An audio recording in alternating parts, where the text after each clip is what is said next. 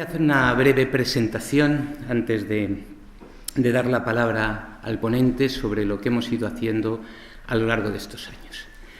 Recibir para nosotros aquí la primavera en Motril y hacerlo abriendo las puertas de la hospitalidad, no solo en sentido político, sino también en sentido doméstico y personal hacia otras personas, es algo que hay que vivir para valorar por qué seguimos aquí todavía, intentando traer a un buen puerto, este barco tan precario que son las jornadas de derechos humanos y migraciones. Digo lo de barco precario porque siempre, como un mes antes de hacer las jornadas, empiezan a salir vías de agua por todos los sitios y no sabemos cómo taponarlas, pero yo creo que esa energía que nos une a todos desde hace tiempo hace que se solucione y que sigamos para adelante. Y esto lo conseguimos porque aquí se vive una hospitalidad esencial de juntarnos para pensar juntos en un espacio de reflexión como es este lugar. Seguimos recibiendo, por tanto, aquí en Motril la primavera, que, como decía John Berger, no es una estación, sino que es un anhelo, una esperanza, un momento casi imperceptible, dice Berger, que ha muerto en enero y que nos ha dejado el legado de su filosofía y de los escritos. Y es un anhelo que cuando te das cuenta ya ha pasado, ya no está, pero ahí queda.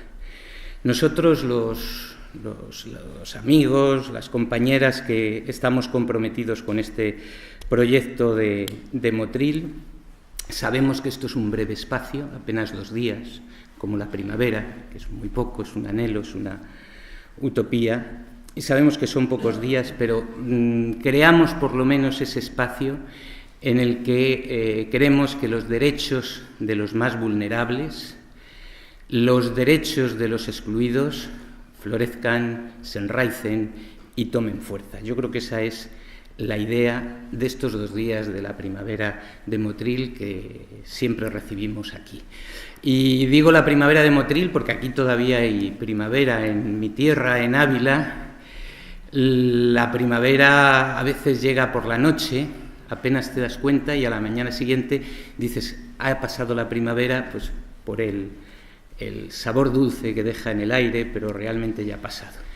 La realidad que vivimos en este momento, bueno, pues yo creo que ha quedado patente en la intervención de los representantes de las instituciones, pues es muy difícil de soportar. Es una realidad que no hay quien la soporte. Que hayan muerto más de 5.000 personas en el Mediterráneo, no olvidemos, 1/3 son niños, que haya 10.000 niños en Europa y no se haya creado ninguna institución para localizarles, pues yo creo que dice muy poco. En Europa son 10.000 niños que normalmente estarán en la trata, en la explotación sexual, etcétera, etcétera. Es muy difícil que Europa se reconozca aquí y es un lugar donde hemos hecho un tratado, un convenio de la deshonra con Turquía para devolver a los refugiados a un país que no es seguro. Nuestras autoridades europeas lo saben que no es seguro, y la Convención de Ginebra y la Carta de Derechos Fundamentales de la Unión Europea dicen que no se puede devolver a ningún refugiado a un país que no sea seguro. Por eso os comentaba esta idea del retroceso de Europa y de esta realidad que yo creo que está siendo difícil de soportar. Con todas estas víctimas, creo que nosotros, los que estamos aquí, tenemos un deber de memoria. Yo creo que cuando pasen los años, las generaciones que estudien lo que está pasando ahora, pues recurrirán al material gráfico, a las cámaras de seguridad, a los testimonios, para intentar reconstruir esta barbarie y por qué pasó. Y una idea que mantenemos desde las primeras jornadas y que nos ha unido mucho como grupo, consiste en decir, mientras se está desarrollando la barbarie, hay un grupo de gente, hay un lugar, hay una costa, hay un trozo de costa en Granada que se opone a que esto suceda. Este año, con Reyes Mate aquí con nosotros, cumplimos también un deseo, un anhelo, como lo que os decía de la primavera. Llevábamos tiempo en el que aquí en los debates ha salido varias veces su nombre. Nuestro querido Mariano Maresca, el filósofo de Granada, lo ha sacado en varias ocasiones hablando de este deber de memoria que teníamos con las víctimas de las migraciones y siempre se ha referido a él. Por tanto, estamos, yo creo que de celebración en el hecho de que pueda estar aquí para ilustrarnos sobre todo esto. Aquí existe una sociedad viva también, que cree que tiene ese deber de memoria para la tragedia que está sucediendo en estos momentos en el Estrecho y, sobre todo, para que se valore que la esencia de Europa ha sido el derecho de asilo y que sin asilo, sin refugio, Europa normalmente tiene los días contados. Reyes Mate es filósofo, le pregunté qué quería y él fundamentalmente es un filósofo y un escritor. En el año 2009 recibió el Premio Nacional de Literatura en su variante de ensayo por la obra titulada La herencia del olvido. Ha escrito numerosos libros, cito dos que hacen referencia al ámbito en el que aquí nos encontramos: El Tratado de la Injusticia, en 2011, y La razón de los vencidos, en el año 1991. Y muchos le hemos seguido desde hace mucho tiempo por sus artículos en El País. Decía Luis Carlos en la presentación que soy filósofo, y cuando me presentan así, me acuerdo siempre de Goebbels, ¿no? Aquel ministro de la propaganda de Hitler, que dicen que cuando oía la palabra cultura echaba mano a la pistola. Yo sé que muchos cuando oyen la palabra filosofía toman las de Villadiego. Yo os pediría que aguantaréis hasta el final, que un poco de filosofía al año tampoco hace daño. El título que he puesto, Los refugiados, vanguardia de los pueblos, no es mío, es una frase que he tomado de Hannah Arendt, escrita en 1941, en un artículo que ella tituló Los refugiados, nosotros los refugiados, así se ha traducido al castellano, nosotros los refugiados. Habla de su experiencia, escrito, digo, en 1941, plena Guerra Mundial, y en ese escrito ya refleja su experiencia y la de su pueblo. Ella era judía. Y ahí anota cómo estos judíos alemanes, que habían sido patriotas, la mayoría de ellos colaboró y participó en la Primera Guerra Mundial, se sentían alemanes por los cuatro costados, pues resulta que cuando llegan los nazis en 1933, tienen que abandonar Alemania porque son desnacionalizados, son declarados extraños. Muchos de ellos, su familia, se van a Chequia, a Praga, y dispuestos a ser buenos checos. Consiguen la nacionalidad, pero les dura poco porque en 1937 también llegan los alemanes, presionan a los nazis para que salgan de allí. Y se van a Austria, y allí están tratando de ser buenos austríacos hasta que llega la anexión, el Anschluss famoso en el 38, y tienen que dejar Austria e irse a Francia. Llegan a Francia, pero como son alemanes, son sospechosos y son internados en campos de concentración. Hasta que llegan los nazis, que son alemanes, y son liberados. Pero son liberados para ser deportados a campos de exterminio. Y es en ese contexto donde ella escribe este artículo, del que saca dos conclusiones, o se hace dos reflexiones mayores. La primera es que ellos, los que han hecho todo este periplo, ellos los judíos, descubren que al final, para los estados por los que van pasando, solo son judíos. O dicho de otra manera, dice ya, solo somos seres humanos. Solo judíos, solo seres humanos. Y eso es no ser nada, porque lo importante es tener papeles. Esa es la primera conclusión. Ser humano es absolutamente insignificante, porque lo importante es tener papeles. Y la segunda reflexión que se hace es que ellos son la vanguardia de los pueblos. Lo que les está ocurriendo a ellos les puede ocurrir a cualquiera, porque ellos eran nacidos en Alemania, eran nacionales y tenían, por tanto, los derechos ciudadanos de los nacionales. Pero el poder les desnacionaliza, les desnaturaliza y se convierten en nuda vida, en solo seres humanos, en seres abandonados. Y en ese sentido, vanguardia de los pueblos, porque dicen, esto que nos pasa a nosotros puede ocurrir a cualquiera. Ser abandonado. Es una palabra extraordinaria, la palabra abandono, que viene de bando, y de banda, y de bandera. Palabras que excluyen y que incluyen, o que incluyen y excluyen. La banda incluye y excluye. La bandera también. Hoy hay un chiste notable del roto en el país, ¿no? Aparece una viñeta donde hay un palo, dice, todo el mundo tiene mala opinión del palo, pero al palo le pones un trapo y se convierte en algo notable, la bandera. Y el bando, ¿no? Esa figura semijurídica antigua, que cuando alguien caía bajo un bando era declarado matable, cualquiera le podía matar sin que eso supusiera ninguna responsabilidad para quien lo hacía. Esa era la experiencia de aquella denuncia. Nos sentimos abandonados, bando, sometidos al bando, a la banda, a la bandera. Y al final del artículo hace un comentario. Si esto hace un Estado, dice, con los miembros más frágiles de la sociedad, toda conquista humanitaria de Europa está en peligro.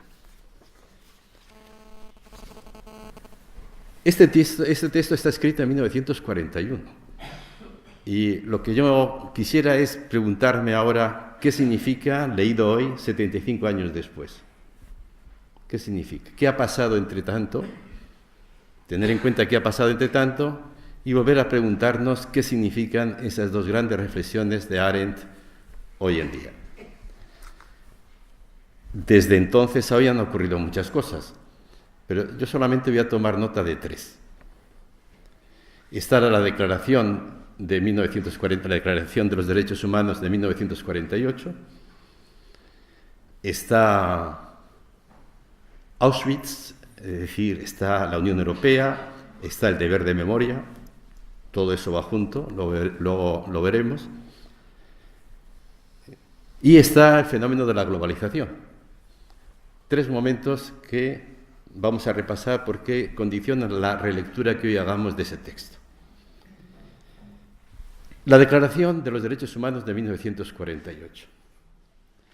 Para calibrar su importancia y sus límites, hay que relacionarla con la declaración, creo yo, de 1789. 1789, año de la Revolución Francesa, se produce en esa famosa asamblea de Francia, se produce la Declaración de los Derechos del Hombre y del Ciudadano. Es muy importante anotar esto, Declaración de los Derechos del Hombre y del Ciudadano. La Declaración de 1948 es Derechos Humanos.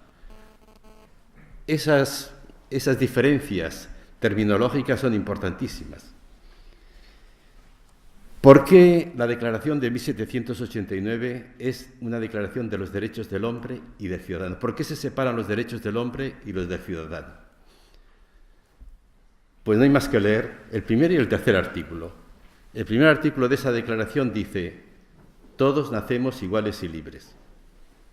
Por nacimiento somos todos iguales y libres. Artículo primero. Artículo tercero. Pero serán iguales y libres aquellos que diga el Estado. Y por eso hay derechos del hombre y derechos del ciudadano. Los derechos del ciudadano están ligados al nacimiento en un territorio determinado, a la sangre y a la tierra. Y por eso quien no tenga la misma tierra y la misma sangre que el otro puede quedar en el territorio del otro excluido de los derechos. Es una enorme contradicción la que arrastra esa primera declaración de 1789. La declaración de 1948 es consciente de esa contradicción y trata de solventarla hablando de los derechos humanos. Niega que con ese cambio terminológico se quiere negar que los derechos humanos solo sean para los nacionales. Se quiere universalizar, digamos, los derechos, el artículo primero de la declaración anterior. Y por eso se habla de los derechos humanos. El problema es si hay realmente superación. ¿Realmente hemos superado? La declaración del 48 supera el problema que tenía la del siglo XIX, la de 1789. Hay un cambio a mejor, digamos, ¿no? Porque desde luego hay un cambio terminológico y hay un cambio a mejor en el sentido de que esa Declaración de los Derechos Humanos puso en marcha una dinámica de creación de organismos internacionales, el derecho internacional, que poco a poco va avanzando y que, porque es consciente de la contradicción de origen de los derechos humanos, trata de paliarlos. Pero el problema sigue ahí, Y por eso, un sociólogo, politólogo italiano, estos días acaba de morir uno, pero hay otro mucho más importante, es Giorgio Agamben.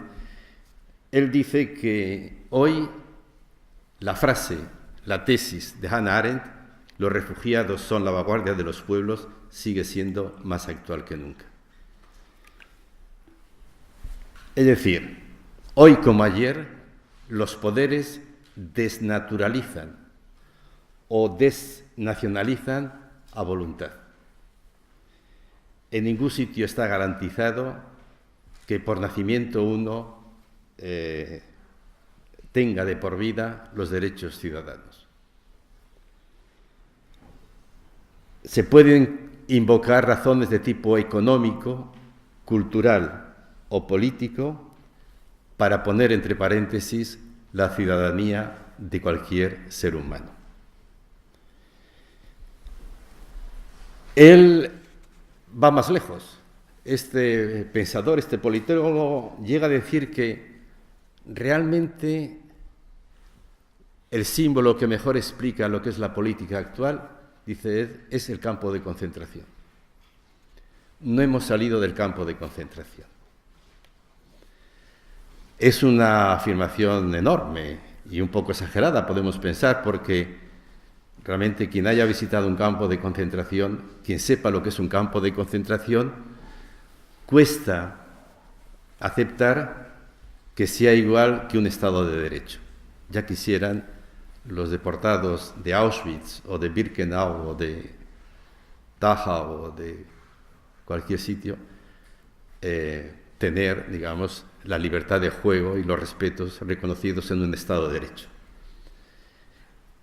Exagera, pero hasta un cierto punto. Porque lo que es verdad es que en estas sociedades nuestras, en estos estados de derechos, hay una parte, los oprimidos, para los que el estado de excepción es permanente, para los que la vida en el campo de concentración es aplicable. Por eso es válida la tesis, como aviso. El estado de excepción es un símbolo que explica la política actual. Y un campo es una cosa muy seria, un campo no es una cárcel. Un campo de concentración es un lugar en el que se suspende el derecho.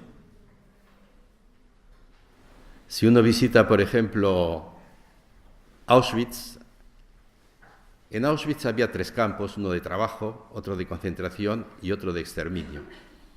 Hoy se ofrece al visitante, al turista, el campo de concentración se ha convertido en un campo de visita para los turistas.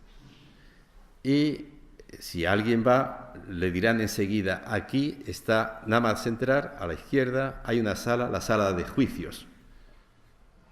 Cuando llegaba un deportado, era sometido a un juicio, condenado y fusilado. Eso no existe en los campos de exterminio, porque el sujeto no tenía derechos y por tanto no había que condenarle, no tenía ningún derecho que defender, estaba totalmente sometido a la voluntad del poder. En el campo de concentración y en el campo de exterminio, se suspenden los derechos y eso no significa que el deportado quede libre, sino que está sometido a la voluntad de quien mata. Entonces, para estos pensadores, la tesis de Arendt de hace 75 años sigue vigente, en el fondo sigue vigente. El poder todavía sigue arrogándose el derecho a, en casos que dirá excepcionales, desnaturalizar, desnacionalizar.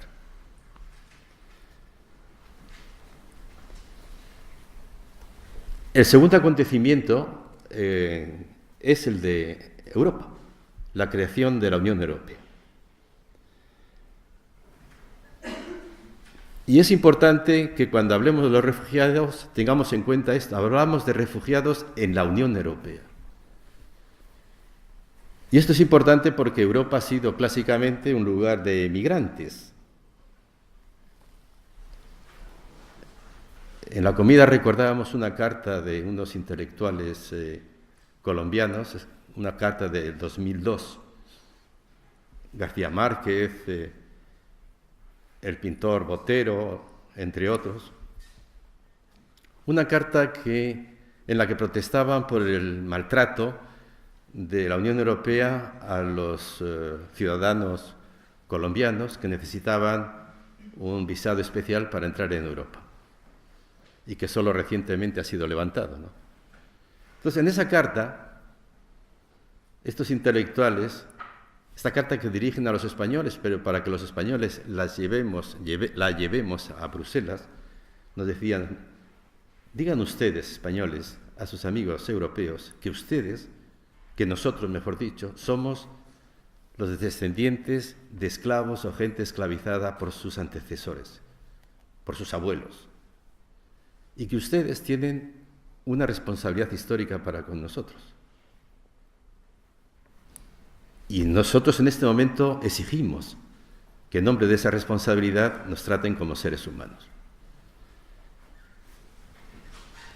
Europa es un lugar de emigrantes y por tanto, a la hora de legislar, a la hora de tratar al emigrante, no deberíamos olvidar lo que es nuestra historia, tierra de emigrantes.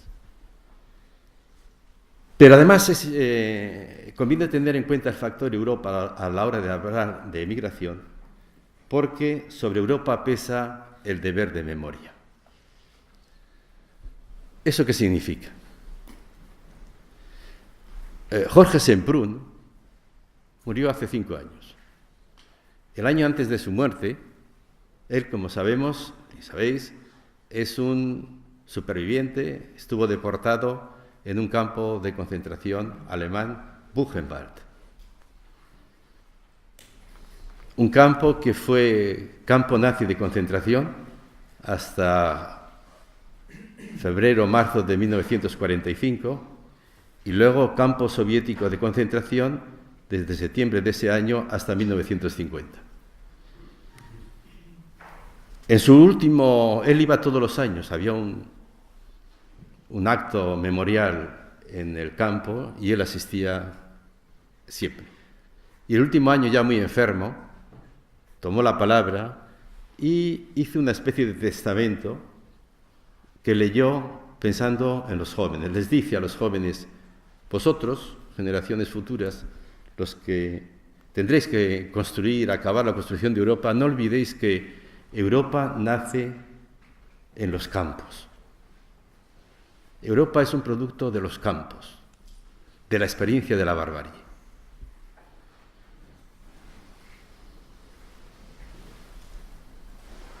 En los campos nace el deber de memoria.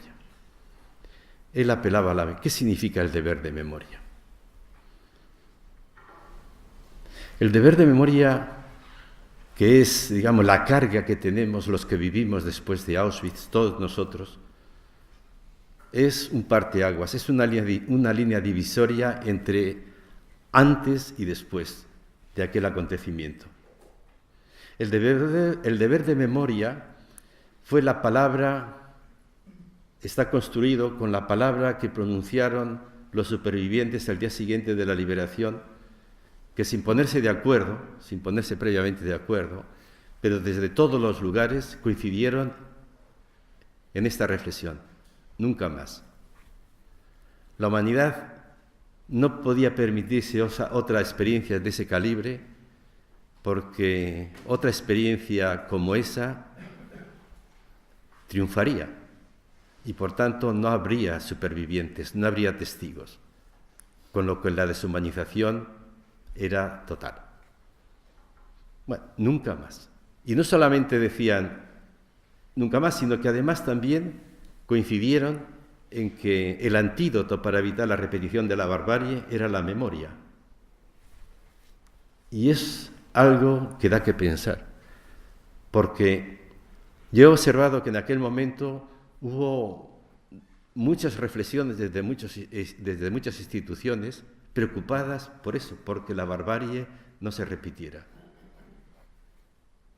Pero a diferencia de los supervivientes, estas otras instituciones más serias, políticos, instituciones educativas, financieras,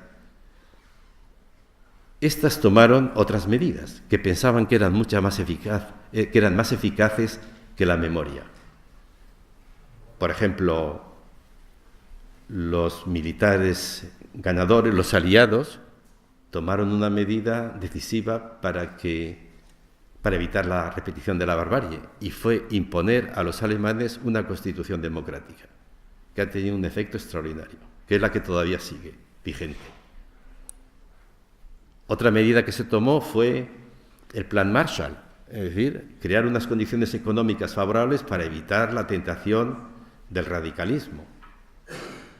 Otra medida importante que se tomó fue la educación en la tolerancia. Cualquiera que conozca el sistema educativo alemán le sorprende la importancia que tiene esa educación, la importancia que tiene el conocer la historia de la intolerancia y de la tolerancia y educarse en valores tolerantes. En fin, tomaron medidas serias. Y sin embargo, para los supervivientes era mucho más importante la memoria que todo eso. Y llama la atención porque al fin y al cabo la memoria es una cosa muy frágil. ¿Y por qué? Yo me he preguntado muchas veces, ¿por qué es tan importante para el superviviente la memoria que llega a declararla deber y verdadero antídoto contra la repetición de la barbarie? Pues por una razón, yo creo. Al menos yo he llegado a esa conclusión, y es esta. Ellos vivieron algo que no había sido escrito, ni pensado, ni imaginado. Bien, algo que escapó a toda maldad, que escapó a todo conocimiento, a toda previsión conceptual, a todo análisis. Era considerado impensable y lo impensable ocurrió. ¿Y qué pasa cuando ocurre lo que no somos capaces de pensar? Pues que se convierte en lo que da que pensar. La memoria significa que el ser humano puede hacer incluso aquello que no es capaz de pensar. Entonces, si quiere evitar en el futuro repetición de la barbarie, no tiene que atenerse a su capacidad analítica, a sus conocimientos. Tiene que partir de lo que ha hecho y de lo que ha sido capaz de hacer, aunque no haya sido capaz de pensar. Ese es el deber de memoria. Pues bien, ese deber de memoria exige repensar la política de otra manera, repensar todo. Y es a lo que se refiere Jorge Semprún. Jorge Semprún, cuando dice Europa nace en los campos, lo que está diciendo es que lo que ocurrió en los campos es el resultado de una forma de ser europeo, no ocurrió por casualidad, y que si queremos evitar la barbarie, tenemos que construir la Europa recurriendo a otros valores distintos a los que llevaron a los campos. Y lo que es interesante de Jorge Semprún es que él hace el recorrido de qué valores habría que tener en cuenta para construir la política de otra manera, es decir, construir Europa de otra manera. Eso es lo que recoge Semprún. La nueva Europa tiene que ser un espacio político construido no con fronteras, construido desde la razón y desde la libertad. Un espacio espiritual, dice Husserl. Y también cita a otro autor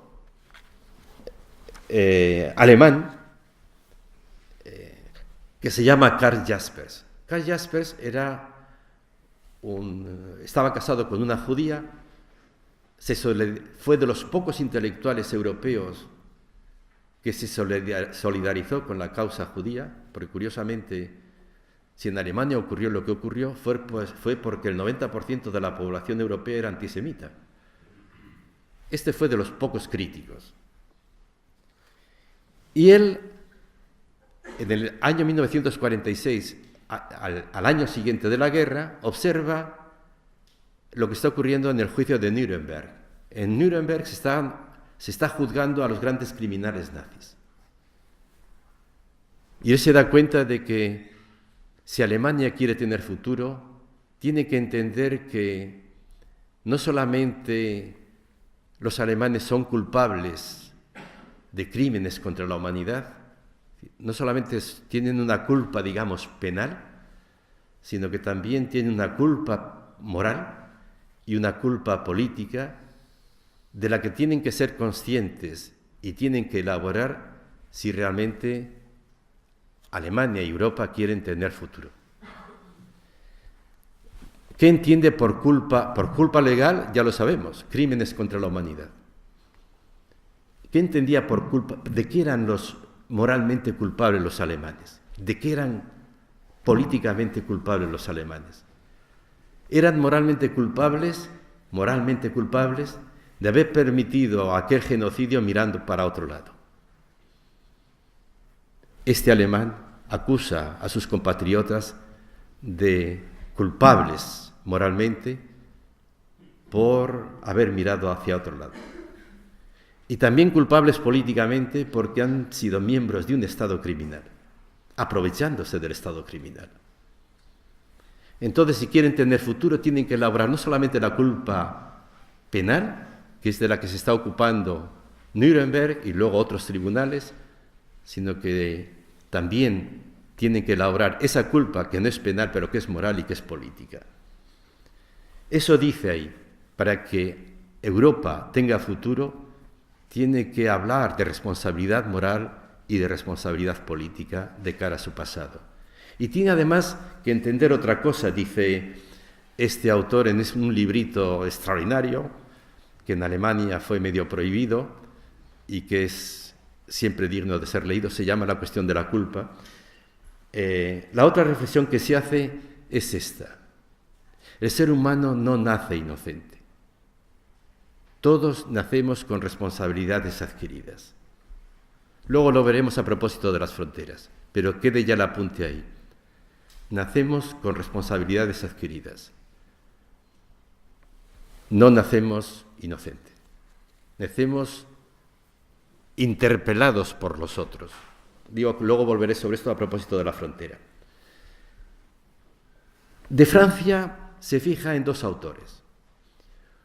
Uno de ellos se llama Halbach, Maurice Halbach, es un autor judío que muere en sus manos en el campo de concentración, duramente castigado y torturado. Semprún, que era un joven intrépido de 20 años, escapaba de su recinto para ir a visitar y cuidar de su viejo maestro y muere en sus brazos. Halbach fue su profesor en la Sorbona y Halbach es el autor de un libro de unas investigaciones sobre la memoria. Hace unas semanas, Muñoz Molina, escritor, escribía un artículo en El País hablando elogio del olvido. Y decía, he leído un libro donde dicen que esto de la memoria histórica no existe, ni de la memoria colectiva. Y yo mientras leía el artículo decía, pues podía haber leído los libros de Maurice Halbwachs, ¿no?, donde se habla de la memoria histórica y de la memoria colectiva, y se hablaba de esto ya en los años 40, ¿no? Y lo que dice Maurice Halbwachs es lo siguiente: nos socializamos gracias a la memoria. Y también se fija en otro autor, Mark Bloch, que es un historiador, autor de un libro que tituló La extraña derrota. Este autor está en París cuando los alemanes ocupan París y le llama la atención que en 2 semanas toda la defensa francesa haya caído como un castillo de naipes. Curioso, ¿no? El único país que aguantó al fascismo a pie firme fue España. La resistencia en Francia duró 2 semanas. En Alemania ganaron las elecciones, en Italia también. Le choca, ¿no?, que la resistencia de un pueblo con la cultura de libertad como Francia haya caído en 2 semanas. Y escribe ese libro, le entierra en su jardín, se va a la resistencia, acaba convirtiéndose en uno de los grandes líderes de la resistencia y es fusilado en víspera del armisticio. En ese libro dice 2 cosas.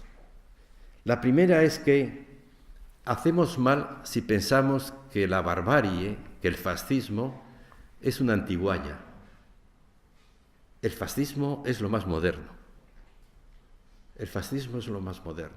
No hay nada más parecido al fascismo que el progreso. El progreso. ¿Y qué tienen en común el progreso y el fascismo? Pues algo fundamental. La naturalidad con la que uno y otro sacrifican a quien haga falta, pueblos, generaciones, partes de la sociedad, para alcanzar un objetivo. En eso, dice este autor, fascismo y progreso coinciden. Por eso no hay que subestimar al fascismo y sus derivados. Y la segunda conclusión que saca es que Europa tiene 2 almas, tiene 2 tradiciones. Una ha llevado a los campos de exterminio. Si la Europa del futuro quiere construirse de otra manera, tiene que tirar de estas otras tradiciones a las que él mismo está perteneciendo.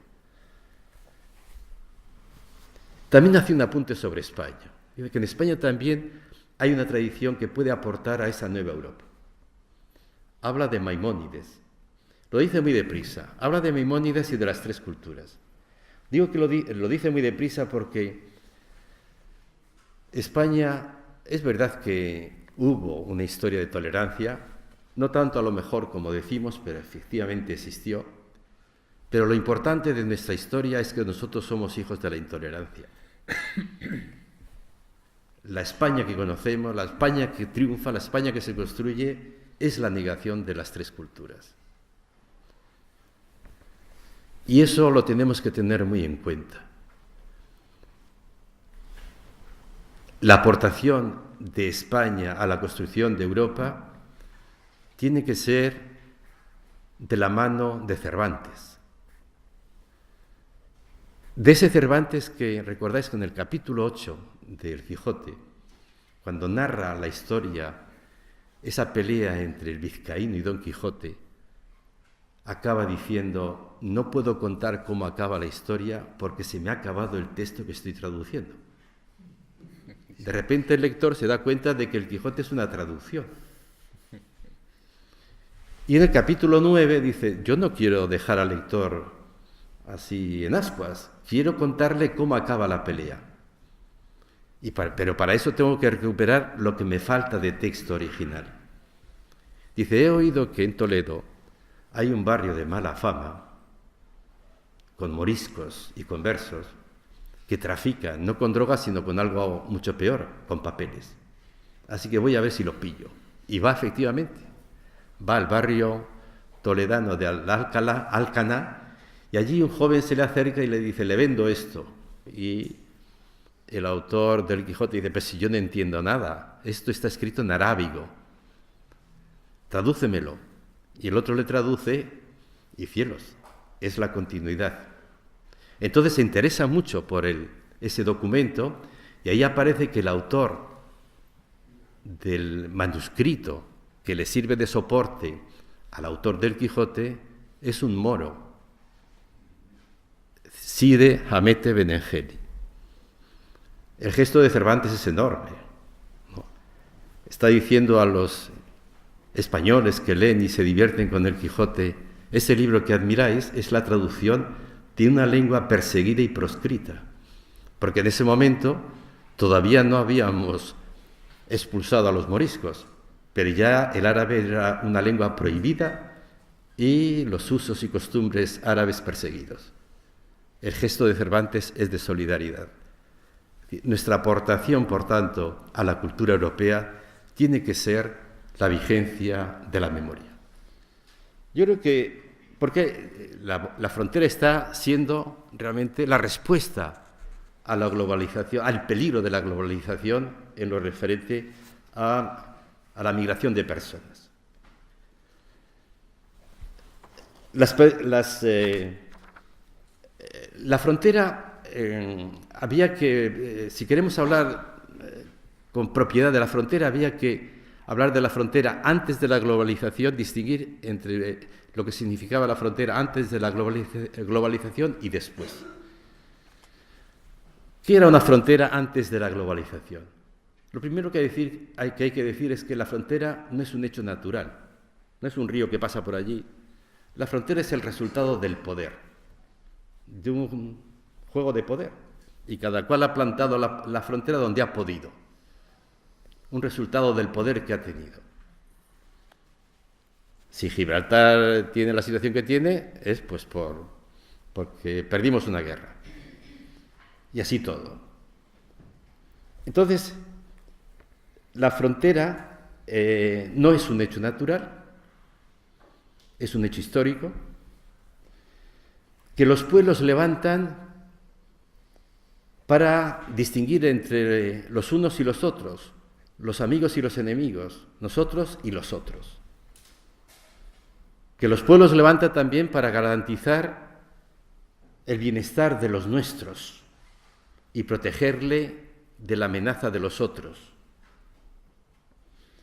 Para eso hacemos las fronteras, para defendernos no tanto militarmente cuanto nuestro bienestar, porque se entiende que el otro puede ser una amenaza. Lo paradójico de las fronteras, y en esto quisiera insistir, es que, aunque las fronteras son históricas, es decir, son producto de la libertad, son producto de la acción humana, sin embargo, nacer en un sitio o en otro es azaroso. Las fronteras son históricas, el nacimiento es azaroso. No es lo mismo nacer en Honduras que nacer en Berlín o en Zúrich. Tú me decías que estas jornadas tuvieron que ver con la crisis del ejido, me decías en algún momento. Recuerdo que me parece muy interesante esto, porque en aquel momento era ministro de Exteriores, una persona que parecía que estaba todo el día dormida, os acordaréis. Se llamaba Abel Matutes. Parecía tonto, pero no lo era. Y aquel señor, que era ministro de Exteriores, hizo una declaración que a mí se me ha grabado y no la he podido olvidar. Hablando del ejido decía, esta gente lo que no ha entendido, y cito ahora literalmente, es que para el Estado el emigrante sin papeles no existe. Una frase terrible. Para el Estado el emigrante sin papeles no existe. Está diciendo, existe como mano de obra, evidentemente, todos lo sabemos, está por ahí, ¿no? Pero que no existen, no pueden existir como sujetos de derechos. que no vengan por la calle a exigir que ser tratados como personas. No existe. Yo pensé, ¿habrá reacciones en la prensa? No hubo nada. No hubo nada porque en el fondo lo pensamos todos. Es lo que pensamos todos, que el emigrante sin papeles no existe, no es sujeto de derechos, no tiene derechos. Y comparaba esa afirmación con otra que había oído años antes a un escritor alemán, Max Frisch, que cuando la emigración española, italiana, portuguesa a Alemania, dijo algo parecido pero muy diferente. Dijo, nosotros esperábamos mano de obra y llegaron personas. Descubrió que llegaron personas. Aunque esperaban manos de obra, descubrió que habían llegado personas y, por tanto, que había que tratarles como personas. Les reconocía la calidad de personas. Para aquel señor Matute seguían siendo inexistentes como personas. Pues yo creo que estamos más cerca de Matutes que de Frisch, ¿no? Muchas gracias.